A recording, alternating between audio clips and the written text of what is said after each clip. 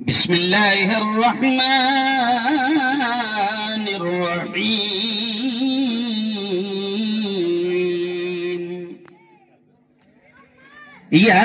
ياسين والقرآن الحكيم إنك لمن المرسلين صدق الله العظيم. میں نے مانا میری آواز نہیں جائے گی،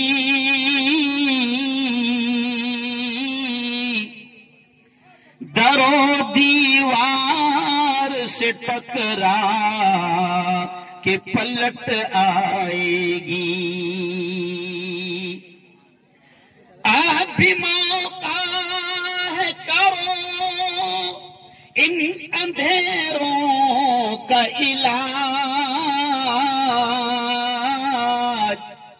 ورنہ یہ نسل اجالوں کو ترس جائے گی، ورنہ یہ نسل اجالوں کو ترس جائے گی.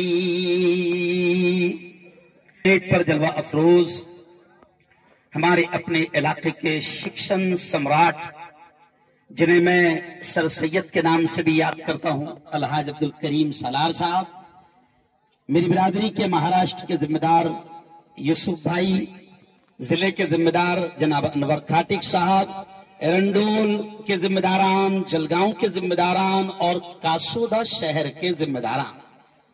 بہت وقت ہو چکا ہے، اس لیے میں ایک دم ڈائریکٹ 20-20 کھیل لیتا ہوں 10 منٹ کے اندر، ہے نا سر؟ میں مبارکباد دوں گا آپ تمام کو. مجھے خوشی ہے، آج بھی 2 پروگرام تھے جلگاؤں شہر. ہم صبح 7 بجے سے نکلے ہیں، پھر ابھی 3 بجے ایک جگہ حاضری دینا ضروری ہے، فرض ہے جلگاؤں میں. اس کی تفصیل میں آپ کو بتا نہیں سکتا ہوں. خیر، میں مبارکباد دیتا ہوں. شاکر کی محبت بھی اور کاسودہ والوں کی محبت بھی بڑی مہنگی پڑی. شاکر نے بولا تھا میرے پروگرام تو آنے ہی، تو میں نے کہا جلگاؤں میں رہا تو کیسے بھی آئیں گے انشاءاللہ. مبارکباد دیتا ہوں اور تمام ذمہ داروں سے گزارش کرتا ہوں کہ کاسودہ اور ایرنڈول کی پوری ٹیم کے لیے ایک بار زوردار تالیاں. شاندار پروگرام، اللہ والوں کی زمین، اولیاء کرام کی سرزمین، اور یہ چپا چپا ایسا ہے جہاں پر اللہ والے لیتے ہیں. میں ایک پیغام آپ کو دوں گا کہ دیکھیں، میں نے ابھی خطبے میں ایک مشہور آیت پڑھا جو سب پڑھتے ہیں، زندگی میں بھی پڑھتے ہیں، اور کس کے دم نہیں نکل رہا جب بھی ایک پڑھتے ہیں. نہیں سمجھ رہا؟ ارے بولو نا، یاسین والقرآن الحکیم انک لمن المرسلین. سب کو سمجھنے لگا ہے کہ ملک میں تعلیم کے بغیر ترقی نہیں ہو سکتی.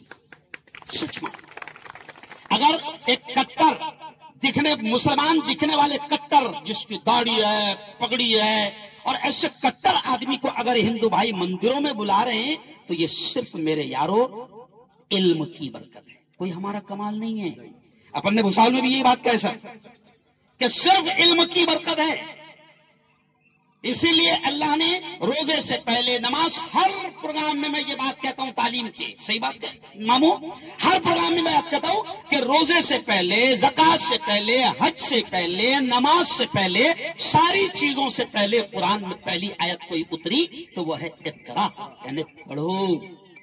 ڈاکٹر بھیم راؤ صاحب امبیڈکر نے اس آیت کو اٹھایا، اور آج بھی دنیا کے بڑے بڑے لوگ قرآن کو سامنے رکھ کر سائنس کو لے کر آگے بڑھ رہے ہیں. آج غیر مسلم بھائی، نان مسلم بھائی، ہندو بھائی، وہ بھی قرآن کو سمجھ رہے ہیں. ابھی عید میلاد النبی صلی اللہ علیہ وسلم کے موقع پر ایک ہندو ڈاکٹر کی ویڈیو آئی.